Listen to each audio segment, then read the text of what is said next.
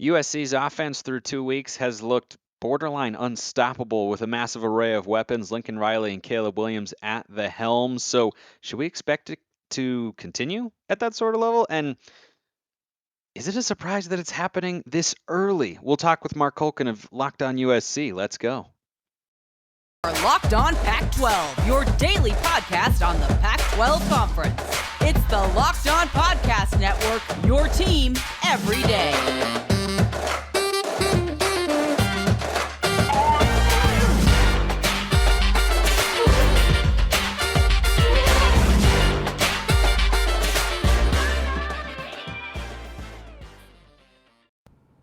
Welcome, everybody, to another episode of Locked On Pac-12. I'm your host, Spencer McLaughlin, D1 play-by-play broadcaster. Thanks for making this your first listen or your first view of the day. Part of the Locked On Podcast Network, your number one source to stay up to date with the Conference of Champions, however long it hangs around, which is why, if you haven't already, like, comment, subscribe wherever you're listening to or watching this show. I appreciate everybody out there who's done so already. We keep inching closer, everybody watching on YouTube, to that 1,000 subscription number. Keep it coming. If it happened before the Saturday, I'd throw a little personal party as well. And I'm throwing a party in my head because we've got Marc Culkin of Locked On at USC who's got that show rocking and rolling. So if you want daily content on the Trojans, then go check him out on YouTube or wherever you get your podcasts. But he will be a recurring guest here on the show. Marc, it is great to have you on, and great for me to have someone to go back and forth with who knows USC probably even at a higher level than I do. And I imagine you liked what you've seen so far, but it's great to have you on the show.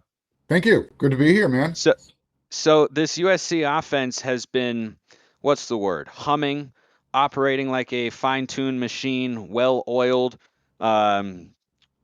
well-greased. I mean, I don't know how many other car analogies I can come up with here, but it's been firing on all cylinders. Okay, that's the last one. I promise. It's the last one. Are you surprised that it's working this fast? Yes, Lincoln Riley and Caleb Williams are the same guys, but Jordan Addison's new. And Terrell Bynum's in there. Brendan Rice is in there. The running backs are new. There's so much new there, and the returners from last year on the offensive line are having to learn a new system, and it just looks like it's clicking right away. Are you surprised it's working so fast? I'm not surprised that it's working this fast. I'm surprised that it's working this efficiently. Let me go over USC's first 13 drives on offense this year. Ready for this? Oh, hit me. First 13. Touchdown, touchdown, touchdown, field goal, touchdown, touchdown, punt, touchdown, end of game. We now go to Stanford. Touchdown, touchdown, touchdown, touchdown, halftime, 35-14 lead. I would say that is about as good of a start as you could ask for. And I'll pose you the question, like, how has this happened so quickly? This is what I expected to see from USC by the end of the year, once everybody got incorporated, understood the system. Like, is it possible potentially that we've just kind of underrated Lincoln Riley as a coach? No, this is like the perfect storm within the first two games. Look, you have a really opportunistic defense that has helped out. Yes. A lot. You've got some incredible skill position players. You have a veteran offensive line that returned, and you've got this super genius of a head coach who just knows how to play call on offense and get guys open. I mean, I listened to the Locked On Pac-12 show where you were talking about USC and their offense, and you were rattling off all the different players, and the fact is they haven't even gotten everyone involved yet. So, to your original question, I'm not surprised that it's working this fast. I'm surprised that it's working this well this fast. Again, I think we'll get another test coming up with Fresno. I'm sure we'll get to that shortly. But Stanford, last year, they beat USC at the Coliseum 42-28. They have probably their best defender returning in Caillou Blue Kelly, who literally destroyed USC last year on his own. He finished the game with a stat line of 1 tackle. So Lincoln Riley was literally able to scheme him out of the game. He was neutralized. Yeah. Go ahead. Yeah, I was just going to say he got beat for a long touchdown too, by Jordan Addison, and that's part of what we talked about all offseason, when discussing this USC football program is all the transfers that they've brought in, and Jordan Addison has been prominently featured. That guy looks like he could play in the NFL right now. I think Right. he is ready to play in the NFL right now. But you got Brendan Rice coming from Colorado. You take the Buffs' best weapon. I think their like number 5 or 6 receiver was Terrell Bynum, who I've watched at Washington for a couple of years be a good player in the Pac-12. And is that one of the guys you're alluding to that is just not cracking the rotation right now because of the players like Jordan Addison and Mario Williams who are in front of him? That's exactly what it is. Before the season even started, wide receivers coach Lieutenant Simmons said, "We already have a pretty good idea of what our rotations are. The problem is balancing it so everyone can get involved. It's a good problem to have. It's rich people problems, but you deal with it. I think the bottom line, as long as the team is winning, the players will accept their roles." We haven't even talked about the running game yet. We took maybe Oregon's best running back, Travis Dye. He got a 100-yard game on Saturday. I don't know if Caleb Williams wants to take credit or if Lincoln Riley wants to take credit. After the game, they kind of pointed at each other doing the Spider-Man thing. Yeah, you guys made the call at the line. But it was an audible, and he went up the middle untouched for 27 yards against a Stanford defense. Yeah, and it's not the same Stanford defenses No. of the past, to be sure, but it was certainly a step up from Rice in week 1. And I didn't talk about USC a ton after the first week because, well, it was Rice. Like, Right. Same reason I didn't talk about Stanford a lot after week 1. One played a type of food, one played a brand of toothpaste. That's not a measurable opponent, but Absolutely. at the very least, and I think it's a different conversation when you get to USC and ask questions like, so can they get to the college football playoff? Can they run the table? Like that still, I think, is hanging in the balance right now. It's hard to make a call on that because it's still early. But the Stanford game to me was a barometer of how they will compare to the Pac-12. Because even if Stanford is not great this year, I think from a roster perspective and a recruiting standpoint, it's comparable to the sorts of players you're going to see as you get into league play. And the fact that USC wasn't just good in that game, but was almost perfect on offense as he started a 35-14 start in Palo Alto, I think was indicative to the notion that, yeah, okay, this team is going to be fine at the very least against the Pac-12 opponents in being able to score points. Yeah, for USC, I think the recipe is really easy for everyone to figure out. You're going to have to score touchdowns and match USC's touchdowns. Because if USC's defense, again, they don't have to be great. They just have to be serviceable, good, opportunistic. Give the offense 2 to 3, maybe 4 extra opportunities than the opposition. I'm looking at their schedule. There's not a lot of teams that have the offensive firepower to keep up with USC if they stick to that recipe. Notre Dame certainly doesn't. No. They're in a world of hurt. Yeah, they are. Utah might be the only one right now. I agree, and we'll get to USC's top contenders in the Pac-12, and also how you can slow down this offense at all if anybody is going to be able to. But first, I'll remind you that from cringing at the pump to getting an eye-popping check at your favorite restaurant, inflation is hitting us all where it hurts, and it really hurts. That's why I started using Upside. Upside is an incredible app for anyone buys those notorious little things that are niche purchases, I'm sure, gas, groceries, or if you ever dine out. With every purchase, I'm earning cash back thanks to Upside. In comparison to credit card rewards or loyalty programs, you can earn 3 times more cash back with Upside. Upside users are earning more than $1 million every week. That's probably why they have a 4.8 star rating on the App Store. Download the free Upside app. Use promo code LOCKED to get $5 or more cash back on your first purchase of $10 or more. That's $5 or more cash back on your first purchase of $10 or more using promo code LOCKED. So, Mark, this USC offense, and we'll get to their defense here after I ask you, how do you slow them down? I like so far from what we've seen, they can run the ball. They've got 2 good running backs in Austin Jones and Travis Dye, who a season ago was Oregon's basically all-purpose leader in yards on a game-by-game basis, almost Right. exclusively. He can be that sort of back. He doesn't need to be in this offense, but he has that sort of capability. Austin Jones, you get out there, watch him run, you go, yep, that's a good Power 5 running back who I could see going for 100 yards in a given game. You have all these weapons on the perimeter. Caleb Williams at quarterback. If you were outside the USC football program, say you were the host of, I don't know, Locked On Cougars or something, and you're Jake Dickert, how would you approach trying to slow down this offense? Is there anything you've seen so far that you look at and go, well, maybe that's the direction you'd want to go? Yeah. Well, first thing, if you watch the second half of that Stanford game, you they didn't do it, but you water down the field so the wide receivers are slipping and sliding all over the place. You got to do something, to give yourself an advantage. And they held USC to 6 points. They were literally outscored 14-6 in that game. In the second half. In the Just second in the second half, absolutely. Whether that was complacency, it was kind of, again, just a lot of weird things happened on third down. USC had their 9 penalties for 100 yards, offensive pass interference penalties. You mentioned Brendan Rice. They had a touchdown taken off the board. So you get the combination of Pac-12 officiating, you get some weird stuff happening on the field, and you hope it doesn't happen, key injuries. But I think from a defensive perspective, if you want to rattle or get into Caleb's cage, so to speak, you got to pressure him somehow. You got to get there before he has a chance to count to 4 Mississippi and pick out his receiver downfield. And if he doesn't do that, he's going to take off, for 7 to 17 yards in a first down, whatever. It's a hard offense to defend. It really is.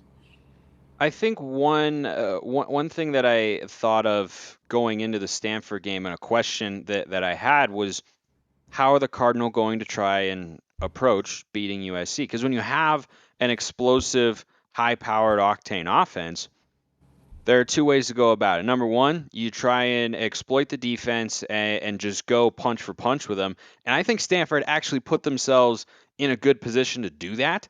They just couldn't execute in the red zone to save their lives. I mean, it was bad every time they got inside the 20. They looked like they got away from that RPO game. They just were not sure what they wanted to do. And USC's defensive front, to their credit, really held their own against that Stanford offensive line. Probably dominated in the red zone is the better way to look at it. But Stanford was going with that sort of mindset of, we're going to try and score. We believe that we can exploit USC's defense and, go punch for punch with them, and we'll, turnovers will ultimately decide it. Didn't go Stanford's way. But the other thing that I threw out, and it's very Stanford to be thinking this way, clearly they were not, because they have a new offensive philosophy with David Shaw, but I've seen him win games like this before against teams that score a bunch of points, is to try and play possession. Offensively, the best defense sometimes is a good offense. If you put together an 8-minute scoring drive, even if it's just a field goal, that's 8 minutes that Caleb Williams and company are sitting on the sideline. Do you think there will be a team on USC's schedule that will try to do that? I think, in 2 weeks, I think Jonathan Smith is going to try and do that with Oregon State. I think they have the offensive philosophy to do that. They're going to try and pound the ball. And USC has shown that might be one of their weaknesses on defense, is being able to stop the run. What Shaw did on Saturday, that pulling out that, RPO mesh, and they literally took it to 3 or 4 seconds because they could. The last time I saw that type of offense that was effective was when Chip Kelly was kind of doing that at Oregon. But when they went up against that Auburn team, they had 2 monster defensive tackles that literally just blew it up. You got to get a push up the middle, and USC couldn't do that. So that might be one way of neutralizing USC, as you were talking about. You got to be able to control the ball, but you got to be able to convert when you get to the red zone. And believe it or not, that's where USC's defense kind of bows up. That's what they showed against Stanford. They were giving it up between the 20s, but when they had to, they were making plays. Yeah, and that's something I wanted to ask you about. The defense looked like they were exploitable in the run game, as you mentioned. I mean, E.J. Smith had a lot of room to operate, and Tanner McKee and company didn't seem to have a hard time throughout the course of the game moving the ball down the field. Now, as you mentioned, USC's defense stiffen up, force some red zone turnovers. They've forced a lot of turnovers here in the first couple weeks. They've been very opportunistic. They've been creating a little bit of havoc as well. So they deserve credit in that sense. But I believe they have forced, correct me if I'm wrong, 3 or more turnovers in each of their first 2 games. Historically speaking, because McKee had 2 interceptions, and then EJ Smith had the fumble, and then Rice had 3 turnovers, right? USC right now is a +8 through 2 games. They lead the country. They're +8. They've had 4 in each game. Yeah, four in each game. Let me put that into quick context for you. This isn't go ahead. This isn't actually a new thing. USC did this back in 2020. They had 5 against Utah. The next week they had 3 against Wazoo. Oh, and by the way, they were in the conference championship game that year against a team you might know.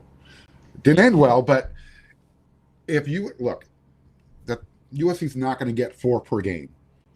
Right. If they get 2 per game, that's still going to be enough. Yes. Yeah, and that's the question I have right now is the defense is allowing a lot of yards and they're creating turnovers when they need to. At least that's what we saw against Stanford. I know this might be a really hot take, Mark. I don't think they're going to force 4 turnovers in every game they play this year. I'm going out on a limb. So how can the Trojans defense, they will need to continue to force turnovers, right? Every defense does, every good team does, but you're not going to be at 4. So how can this USC defense get better specifically against the run so that they aren't so reliant on the turnover to stop the other team from scoring? Yeah, maybe making a couple of personnel adjustments, moving a couple of guys around, doing it the old-fashioned way. You don't need a fumble or an interception to turn the ball over. You can do a turnover on downs, get a 3 and out. Kind of do something the old-fashioned way. It's not for a lack of effort. Look, what we saw from Stanford, that was out of the blue. It's kind of like preparing for an I formation all off season, and then all of a sudden someone breaking out the wishbone on you. That's what David Shaw and Stanford did with that RPO mesh. So it took a while for Grinch and the guys to adjust. They still were hitting the wrong gaps. They're still learning to play with each other. So it's a real easy recipe for USC this year. Defense get off the field 2 or 3 times more than the opposition. The offense is going to do their part. I wish I could make it more dramatic than that, but we see how efficient this offense is in game 2. Imagine how efficient it's going to be by game 6. Yeah, typically when you have a good coach, you see this in college and the NFL, you play better as the season goes on. I have no reason to suspect that USC will not be in that department this year, even with all the newcomers. But I feel that way even more so because of how quickly it has worked and all the transfers they've been able to work into the fold there. Yeah. Let's go around the Pac-12 here a little bit with Marc Culkin, host of Locked On USC, through 2 weeks, and it's very early in the season. A lot of drama still to unfold. Just one intra-conference game has been played. That, of course, USC and Stanford over the weekend, a win for the Trojans. What's been the biggest surprise to you so far watching the Conference of Champions for the final 2 years? Of course, as a USC fan, days are numbered on the wall and such, but still here for the time being. So, what has surprised you the most so far? Yeah, the Pac-10 +2. I think I like that. Wazoo going into Camp Randall, that kind of impressed me. I don't know if they're that good or if Wisconsin isn't as good as they should be at home. But they made plays when they needed to, and they won it defensively. That's pretty impressive. So I guess maybe that's one surprise. I thought Arizona would show a little bit better at home in week 2 after their win at San Diego State.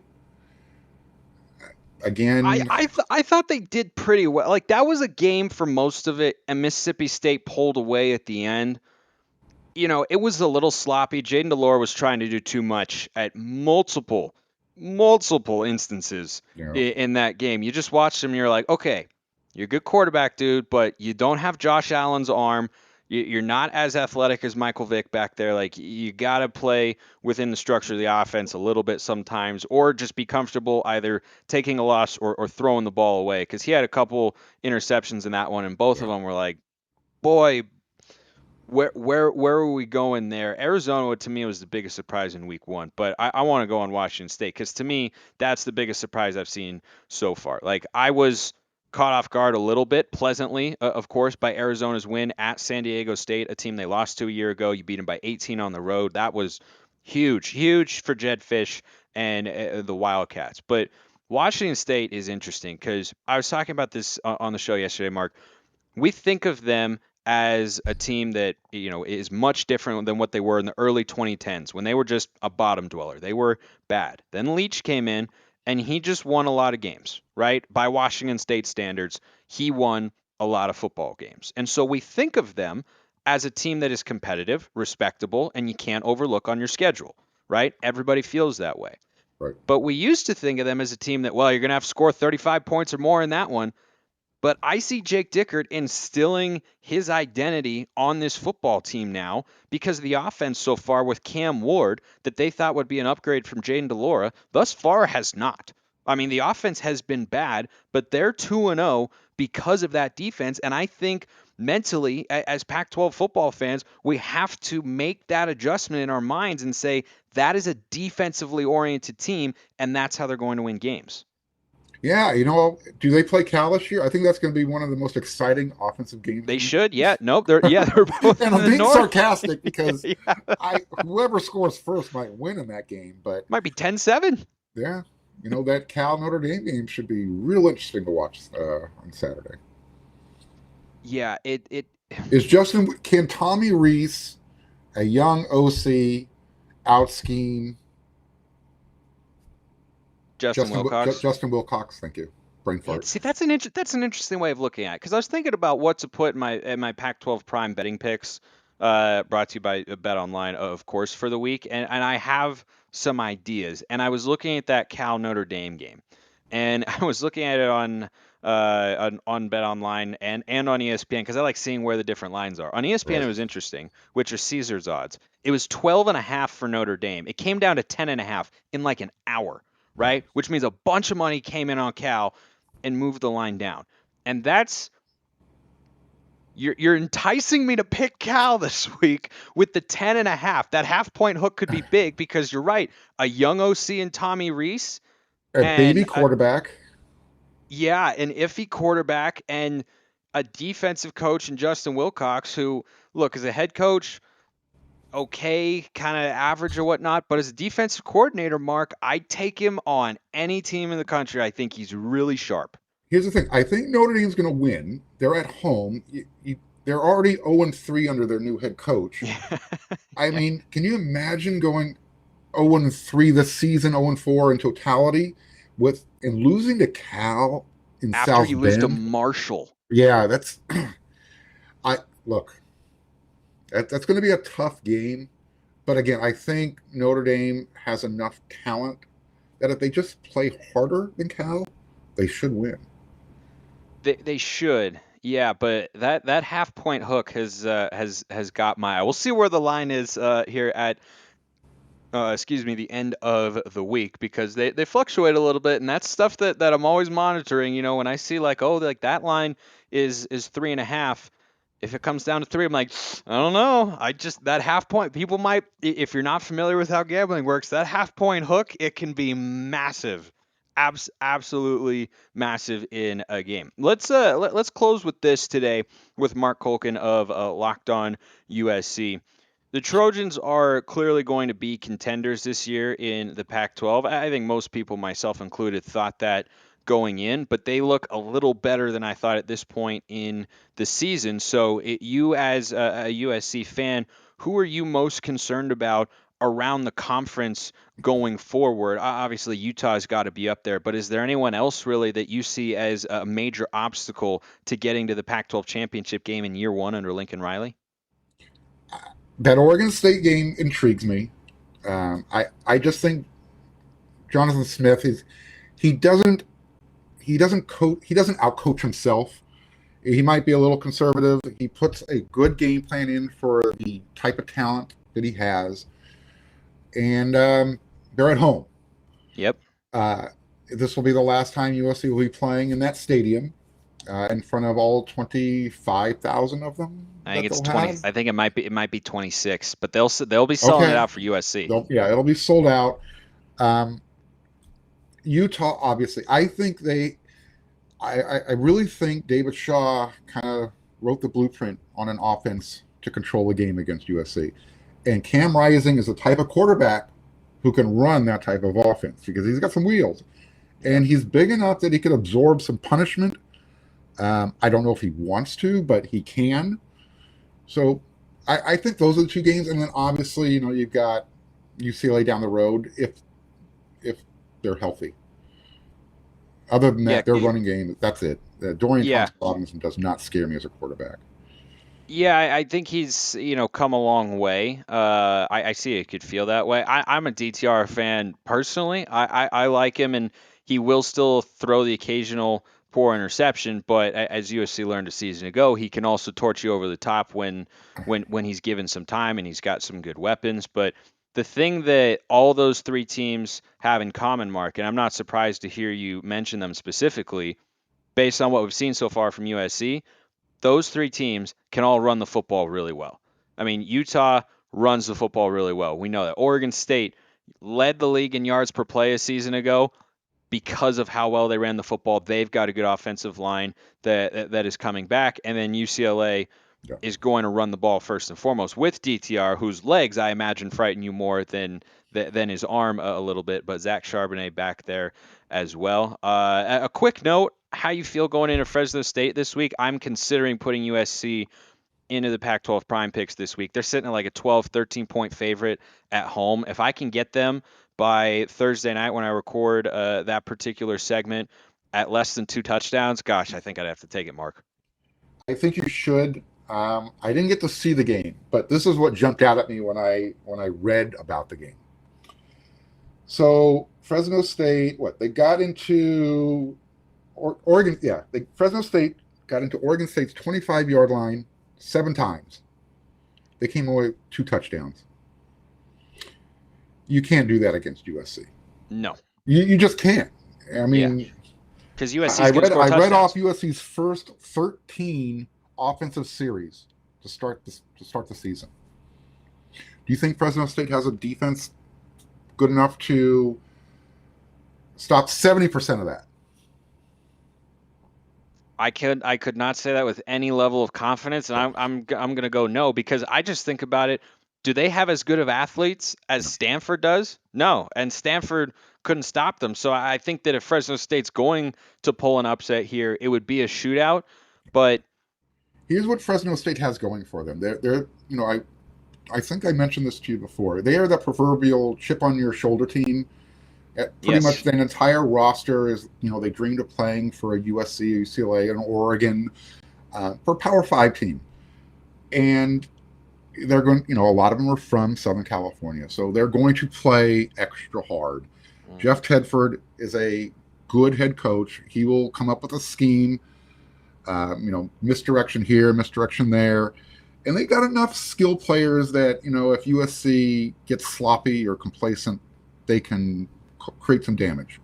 Yeah. But not throughout the entire game. No, I don't think throughout the entire game. I think what you could see in that one is Fresno State goes blow for blow with them early, right? Remigio, the speedster who comes over as a grad transfer from Cal, is a good player. Jake Haener is a good quarterback. I like him a lot. He performs just fine against the Pac-12. I don't think that'll be any different. I think what you're going to see in this game, punch for punch early, and then when Fresno State finally has to punt or settle for a field goal a couple times, I think USC will be able to capitalize there. And if that number's under 2 touchdowns at home, I think that might make it in the picks. But you'll just have to wait around and find out, and we'll be waiting around for the next time we get Marc Culkin, host of Locked On USC, on YouTube and wherever you listen to your podcasts. Mark, appreciate the insight on the Trojans. Thanks for having me, man. Appreciate us to do this again.